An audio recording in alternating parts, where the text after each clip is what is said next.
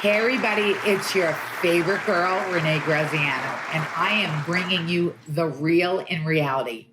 This is hosted by me, your favorite, but I want to give a special thanks to Candace Barr, who is Lux Media. Thank you for the opportunity. Today, I'm going to give you way more than just real. I have my brother with me, Chris Mormando, who has a story that is going to shock the shit out of you. Because what do? I tell you the truth, the real. So, Chris, I'm curious. How did you go from inmate, and when I say stand up, and I'm very proud of you. Thank you. Because there aren't many men like you. But how did you take the position of driving the bus as a correct? Did it give you like flashbacks? Yes. Did you feel uncomfortable? It was strange. It went from that's with Curtis with 50 Cent. Boo Boo. That's it. Yeah, Boo Boo. I don't know Boo Boo. Only Renee knows you as Boo Boo. I love him. Listen, I had 2 years on the show for life on ABC. And when I first was given the role, my friends were torturing me. I get tortured, by the way, on a regular basis because here I am driving a correction officer's bus and I got the cop uniform on. And it's hysterical because I went from the point of fighting it in the beginning to actually sending my friends going, you knew him as Christopher Mormando, but he's really AKA Don Henley at the correctional officer's spot. Don Henley? No, but actually I became Kent. But I joke around that I was Dan Conley. It's the head of the FBI in another film. Oh my God, the head of the FBI. It is hysterical. Forever bothering Italians. But the funny part is I'm driving the bus. And mind you, I didn't know how the frig I was going to ever drive a bus. I told my daughters, my wife, do the rosary because this is all I kept hearing. I kept hearing on the pilot. And the new hit TV show on ABC by 50 Cent Curtis, 50 Cent Jackson comes to a stunning halt as the bus driver drives into a tree and destroys the whole friggin' production. That's all I kept thinking Renee was going to be. Well, I think you were trying to let the inmates escape. They would have escaped. I might have went through the windshield. They would have escaped. But now I drive the bus, and now we're doing the seasons. And the first time 50 comes on the bus to do scenes with me, we have downtime. And this is when it was hysterical because there was a chance to tell him that we're as close as we are. And he goes, oh my God, I love Renee. I love Renee. I mean, he said it, and I ain't just saying it to say it. He said it multiple times. I love her. And I'm like, well, she loves you. P.S. We have downtime. We're supposed to all go back to our trailers. I go, I don't care about the trailer. I'll sit in the bus. Nicholas Pinnock, the lead of the show, goes, I'm sitting with him. 50 goes, fuck it. I'm sitting with you guys. Now we're sitting, and this is when he goes like this. He looks at me, and he looks up and down, and he goes, yo, Chris, I know I got you playing a cop and all, but I ain't got you for a cop. So I go, hey. Yeah, I got that phone call. I go, don't judge it by the bald head. And Nicholas goes, let's just say he sat on this side of the bus for years. And I went, he looks at me, and I go, hey, we all make mistakes. He goes, I ain't judging you. Yeah. Now we're rolling with it, and we're just laughing. And it was just a time. Now, I always say it. I worked with him for 2 years. He's not my friend to the point of he'll pick up a phone and say, hey, Chris Boy, what are you doing? But it was what a 2-year run. And it was something that, talk about a blessing, because look at the show that I landed on. And Nicholas Pinnock, the lead, was so great that he calls my daughters his nieces. Which is a true story, correct? True story about Isaac Wright Jr., who was wrongly convicted. Got a life plus 70 years. Life plus 70 years, more than El Chapo. And he became an attorney in jail. And after 7.5 plus years, he became an attorney, overran his own case, and won his freedom. So what a great thing. Now, of course, I'm pitching to ABC. Let me be the cop that decides to say, hey, I'm on his side. They're like, no, you're an officer. Just shut up and do your role. Just put your uniform on. No shackles. None. So we do that, and then it comes to, now I've been in a bunch of shows, FBI Most Wanted. I've been in Madam Secretary, Blacklist. Which I have to tell you, cracks me the fuck up. Yeah. Because...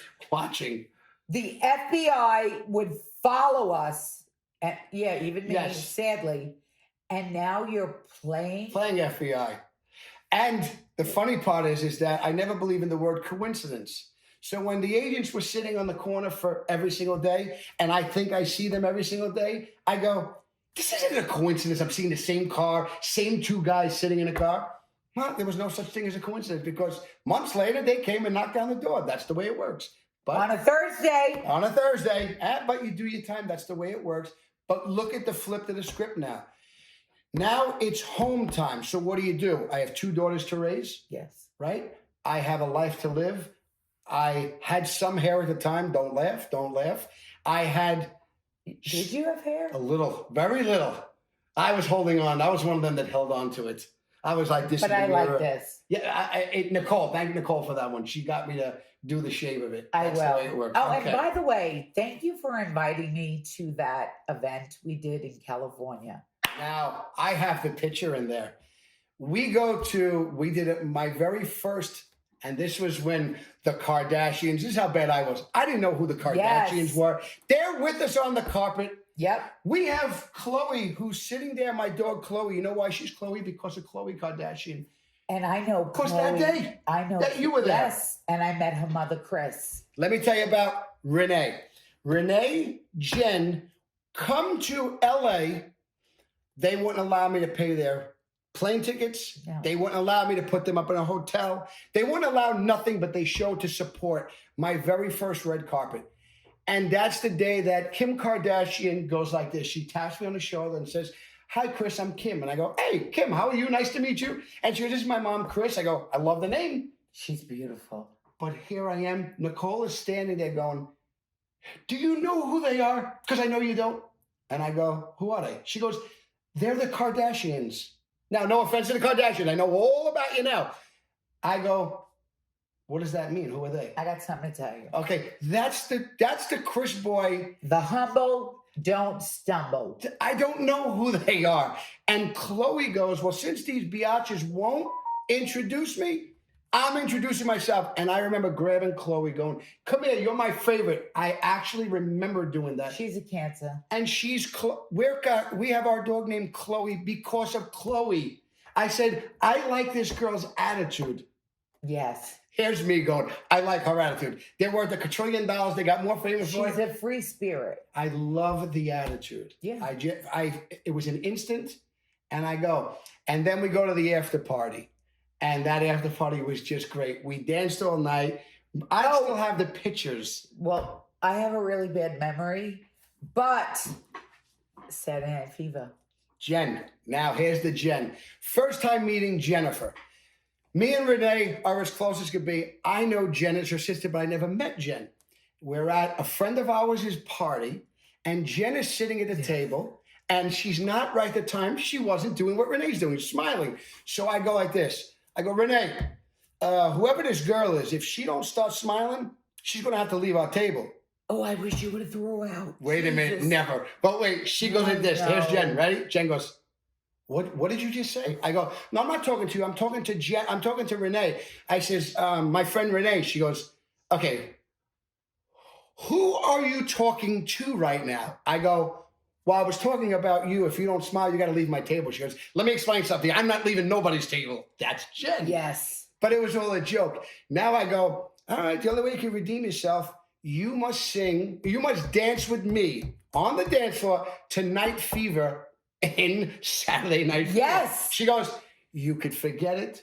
You could go frig yourself. You will never get me to dance. I don't even know you. Yada, yada, yada. Yada, yada. That's their song. Now we are in LA after party, and the DJ goes, there's a certain girl in this room. Her name is Jennifer. If you don't get on the dance floor, you'll be escorted out of the room, and you will not be able to hang out with all of us in this after party. She goes, I hate him. I hate him. She came on the dance floor, and we danced to Night Fever that night. Yes. Me and Jen, and that's our song for life, literally for life. Yes. Every time we text for her, Merry Christmas, Happy Birthday, I go, remember, for life, Night Fever. Yep. She goes, for life. Yes. And funny enough, I'm on the show for life. which then leads to Gaetano. Gaetano. Gaetano. Gaetano. Gaetano is a character that just got home from jail. Shocker. Shocker. Shocker. But Chris, give me a little Gaetano. Okay, so Gaetano just gets home from jail. He is old school as old school could be. He dresses to the nine. Mind you, before I met my wife, give you an instant, I never owned a pair of jeans. It'd be sweatsuits in the day and suits at night. That's what Sergio Tacchini. Fila, Sergio Tacchini, Todd's, all of them. And then nighttime was double-breasted. You went out to the nines. The suits. Right? The ties. The tie, the matching handkerchiefs. Oh my God, the pinky rings. The pinky rings. Oh. We got the rings. We got the rings. Gaetano in the show is known for the pinky ring. So when we do the show, we say it's your boy Chris Boy, a.k.a. Gaetano, on Gravesend. Pinky rings running hot today. That's the thing. I love pinky rings. And Gravesend's very hot. We got a hot casting crew. We got everybody that you know is in the show. You have seen them for the last 30 years. And William DeMeo was the one who found me on the show. Yes. And he called up one day. He says, Chris, I am writing a part for you. He's wonderful. Oh, phenomenal. And he doesn't take credit, meaning he doesn't realize how many people he puts in action. Okay. He puts more people in action than he really takes credit for. And what I mean by that is there's a lot of people that want to play a role. Right. But when you truly get behind the cameras, there's the difference when you have 30 people right there and you can hear a pin drop and you're running lines. It's not for everyone. Right. But he puts people in action. He gives them the chance. Now with me, he called me up one day and says, I'm writing your part. Gives me a part as I'm reading the whole season. I'm like, this is perfect. It's me. It's me. And he's got me to the point where so many things, and there's a lot of line. You'll see it very soon. It's going to be airing in the month of May. We're still finishing the last 2 episodes. But you have so much to show. It shows a lot about the 80s in the neighborhood, in the 1980s. Like the real deal, the total heyday. Yeah, the heyday. Yes, as we know, it was wild. There was many things taking place. Ooh. All this, and it's got a lot of history there.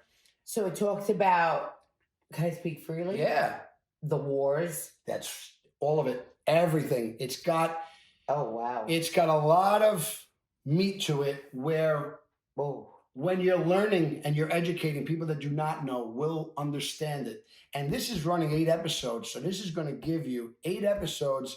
And I've been on Bernie and Sid. I've been on certain talk shows that we started promoting it now. And it's got a lot of meat to it because it's going to give you a real essence of what took place.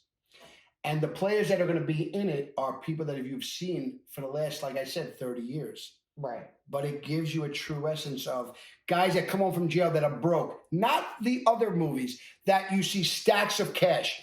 You look at my home. My home is a home that I did every piece of work myself. No more envelopes. It's the way it works. You think about it. The misperceptions are, guy comes home from jail, they hand them boxes of cash. That does not take place. No. Okay? No, it doesn't. It does not. You don't even know where you got $1 coming from. You don't even know what you're going to do. And that's why a lot of times people repeat crime because they feel there's nothing else to do. In my life, I didn't go that route because I said, there is more I can do. I know I'm talented in certain things. You're very blessed. Very. And I said, when I decided to become an actor, how's it going to happen? There's a million people that want to be actors, but there's also millions of bartenders, waitresses, and waiters. Yeah, I did. I would have never expected this from you. Ever. Ever. And then all of a sudden, one day, it clicked. And I'm like, I told you what happened. I didn't get the job. I said, Night, I'm doing me. Once I got behind the screen and I didn't shake, I didn't get nervous. And somebody from the Film Academy of New York goes like this, I want to film something of you. I'll do it in the Film Academy. And the woman's name who found me, her name is Eve Battaglia. I spoke about her. Every New Year's Eve, she gets an email like this to say she helped me achieve a dream in my life that came true. And she says, quote, "Who the F is the bald-headed guy on the screen?" That was her Gaetano. Gaetano. And she fit me for the show, Netflix show called Lilyhammer with Steve Van Zandt. Next thing I know, I'm filming in Norway. It was so weird how that happened. Yeah. But yet it did. And then from there, it led to more and more. And I did a lot of work. And now Gravesend and then No Curfew Productions. Yes, let's talk. That's the one. Because this for me is very personal. Yeah. As everyone knows, my boyfriend is Jamaican, which I went against the green, but that's what I do. And yeah, I am. And I see souls. Absolutely. You know, and sadly, we don't experience other nationalities or races because people are afraid, and it's shitty. Yes. So talk to me. Okay, so in my years of jail, I became very close, inseparable, and he became my brother. And he was not Italian. He was African American. He came from a different world as far as what we grew up not knowing. Here I am now on the compound. I'm friendly with everyone.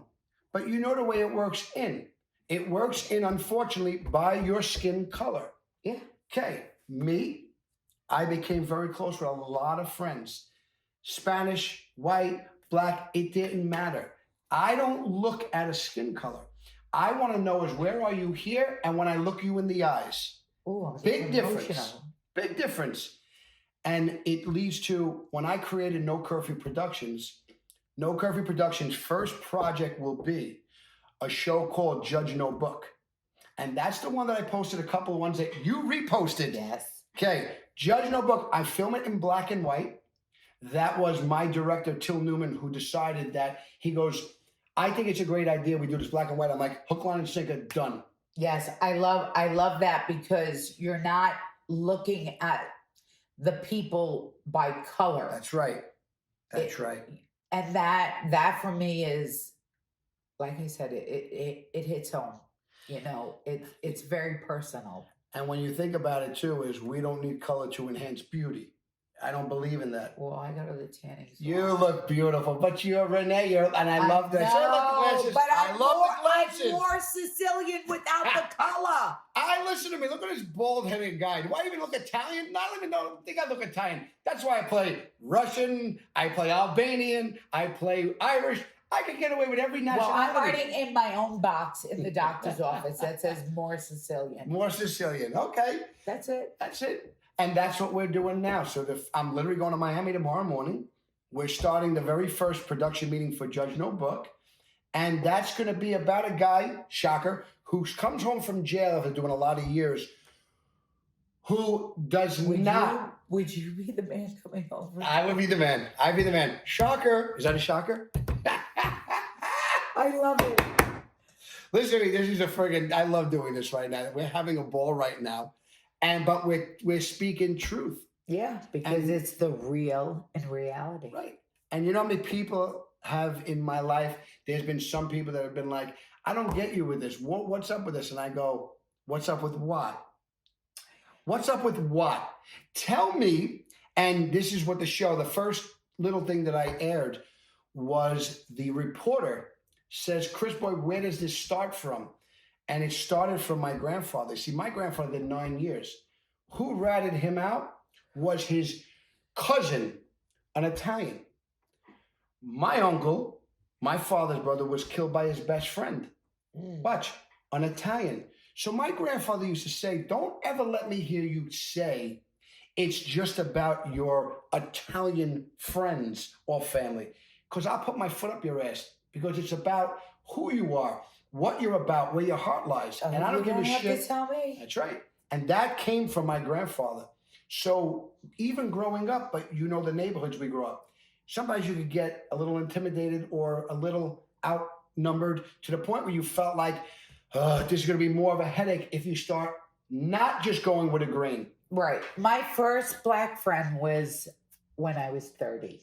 Okay. Okay. Sheltered because my father said, you stay here, they stay there.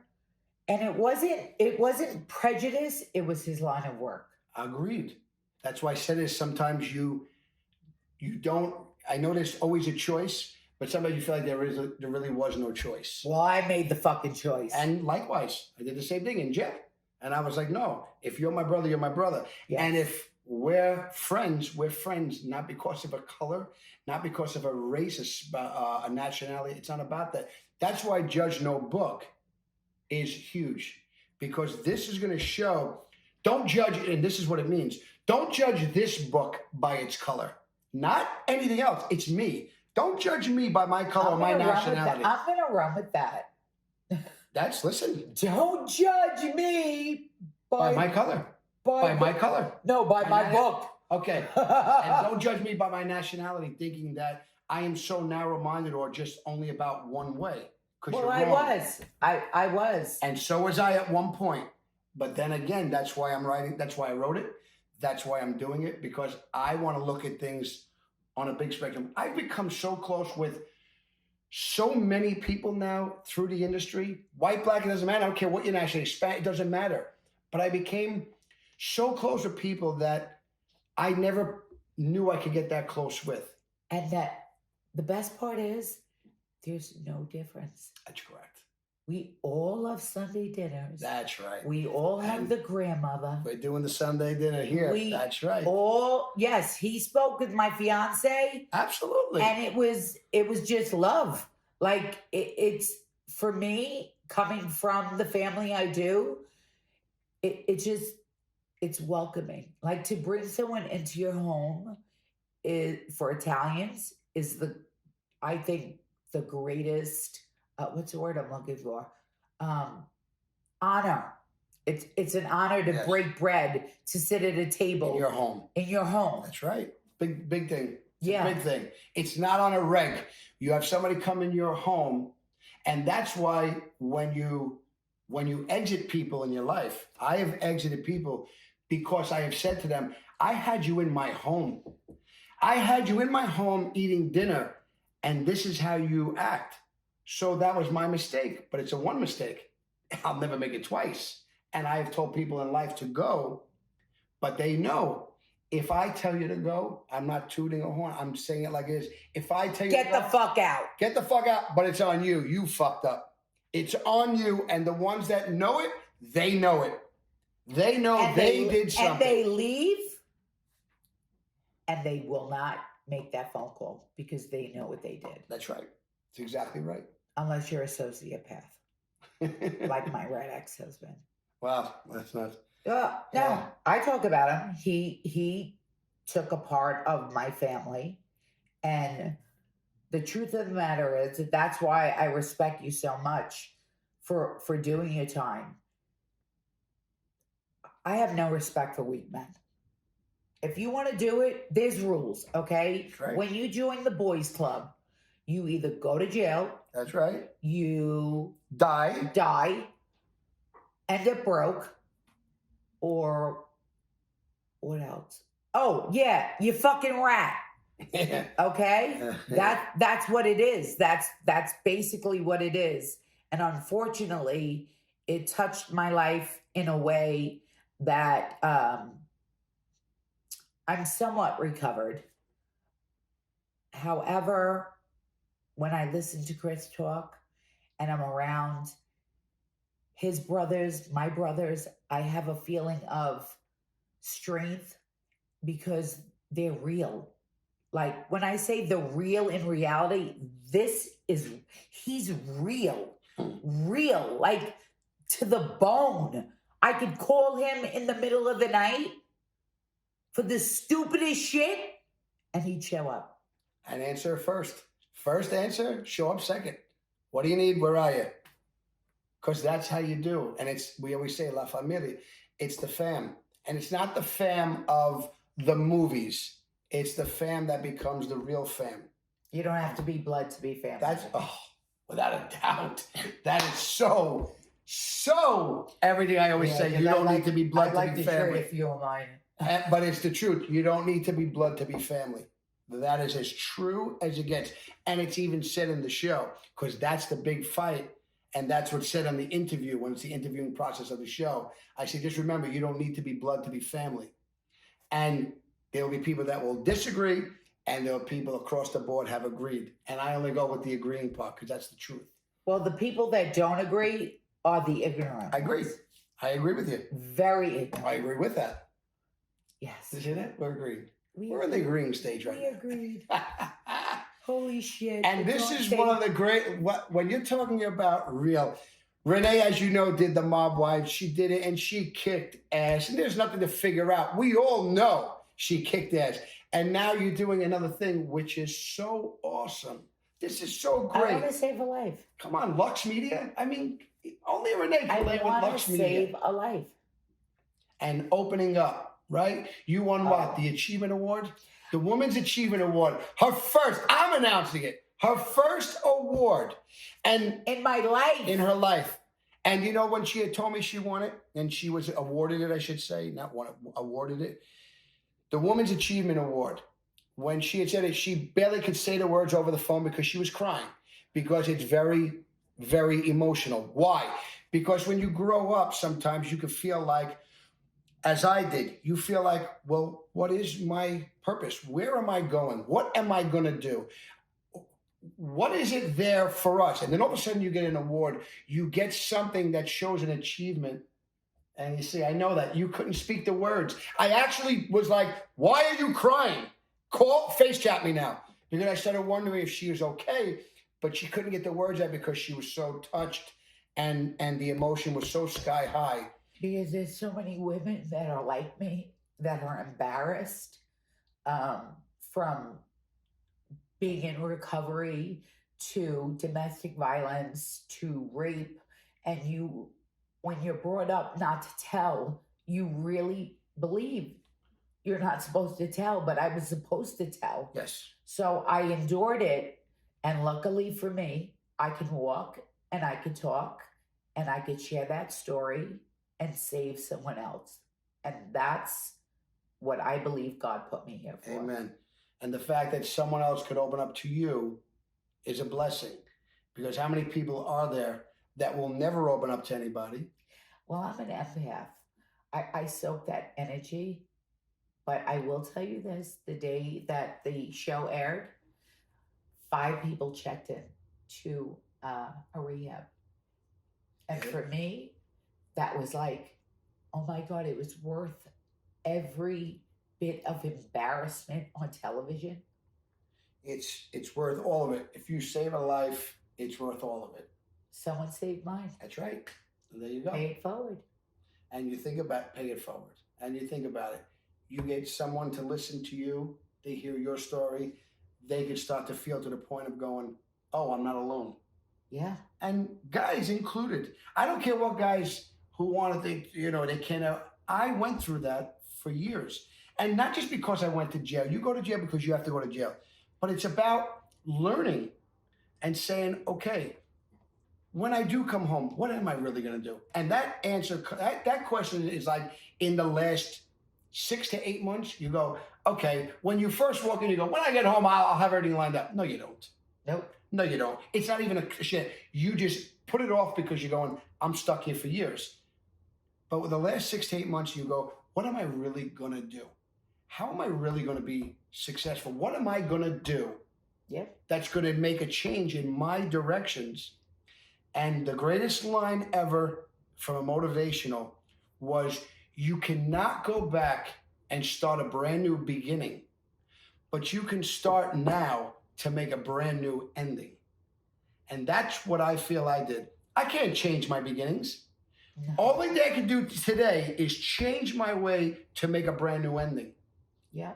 And that there was my saving grace. That's going to be my new tattoo. Amen. Because this was you could start today to make a brand new ending. And here's today doing this. Yeah. Right? And we have, like I said, I'm going tomorrow to Miami to start the Judge No Book. We're in the first production meeting starting tomorrow, even though we filmed things, but we weren't ready. And give you 2022. 22. That's going to be the year. Yes, I'm going to be ruthless. But a big shout out to my boyfriend who has slingshots in Houston. And guess who is hosting? 50 Cent. So be there or I'll fucking find you. Curtis, you're in trouble now. She said she'll effing find you. No, not Curtis. I'll find who doesn't show the fuck up. I love it. Yes. This is a great one. Thank you. Next, we're going to be cooking. Uh-oh. Little something simple. Little simple stuff. Yeah, okay, simple. By Tyler. Sharpening.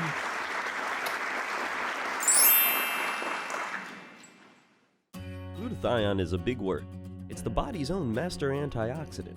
It's a scavenger for free radical, bacteria, and viruses. There are no products in the market with the ingredient Nasset. Nasset increases the production of glutathione that's in our body already to strengthen and enhance our immune system, elevate sense of well-being, support muscle strength and endurance, cognitive function, and liver support. It helps with increased energy and blood sugar regulation. Get your bottle of GSH Plus from www.salvationnutra.com.